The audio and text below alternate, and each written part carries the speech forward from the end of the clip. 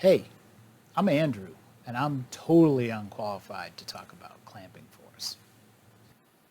Big brake kits are sweet, with huge flashy calipers with lots of pistons clamping down on giant rotors. You just know they have tons of clamping force. I see a lot of statements about clamping force in big brake kit marketing and in enthusiast forums on message boards and Reddit. The idea that a brake upgrade makes your car stop faster by squeezing the brake pads harder on a big rotor, it just makes common sense. It's a myth though, and I'm going to tell you why. If you want to stop watching the video now, you just want the TLDR, here you go. Reason number one, you already have more clamping force than you need in your brakes before you even upgrade them. And reason number two, which I think is the most important one, any brake upgrade that increases the clamping force on the rotors is going to have crappy brake feel. Okay, you can go now, unless you think I'm full of crap. Then you can stick around, and I'll tell you why I'm not. But I'm probably going to need a whiteboard for this. No math, I promise. That's better. Okay, I need to explain something first. Your brakes are a leverage system. They work like this seesaw here, except they use hydraulics, brake fluid, to make the seesaw. So this is how brakes work.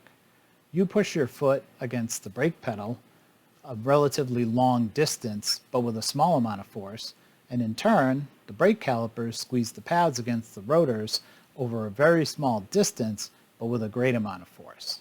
This is what allows you to stop a car that's 5,000 pounds with 30 or 40 or 50 pounds of force on the brake pedal when what's actually required at the calipers is a far, far greater amount of force. And that's what leverage does. Now I should mention, there's a lot more to this. There's leverage in the brake pedal. You have a power brake booster in your car most likely. So there's a lot more that's helping you push against those brakes, but this is the basic concept of what hydraulic leverage does in a brake system. Okay, now that you got that, let's take a look at the caliper side of the system, and we'll talk about what happens when you do a brake upgrade. When you install a brake kit that increases clamping force, what you're really doing is installing a brake kit where the caliper here has more caliper piston area than the original caliper. And when you do that, you're increasing the leverage in the system. So you're moving the fulcrum like I have on the seesaws here. Now, if you know anything about levers, or you might remember from high school, you're trading distance for force. So in order to increase the clamping force in a brake system, you are trading that off for distance. And what that means is that the overall distance that your brake pedal has to travel becomes more. And the result is you get what's called a long pedal. Now, why might you not want a long pedal? Ah, that's better. So what's the problem with a long pedal? Well, have you ever driven a car where it seems like if you just breathe on the brake pedal, it goes into a full panic stop and you have trouble controlling the brakes? Or maybe you're like me and you've had a number of Subarus where the brakes feel spongy and mushy and it seems like you have to push a long distance to get the car to stop. So that's a brake system with a lot of leverage. And brake systems with a lot of leverage are known for long, soft, mushy brake pedals with difficult to control brake modulation. By contrast, a good performance brake system usually has less leverage. Still enough leverage that anyone can stop the car, but less leverage so the pedal is higher, stiffer, firmer, and modulation is controlled by feel and the force put on the brake pedal rather than being controlled by the distance the brake pedal travels. So if less leverage might actually be preferred, what about the increase in leverage and that effect on stopping distance? Well, this one turns out to be pretty easy.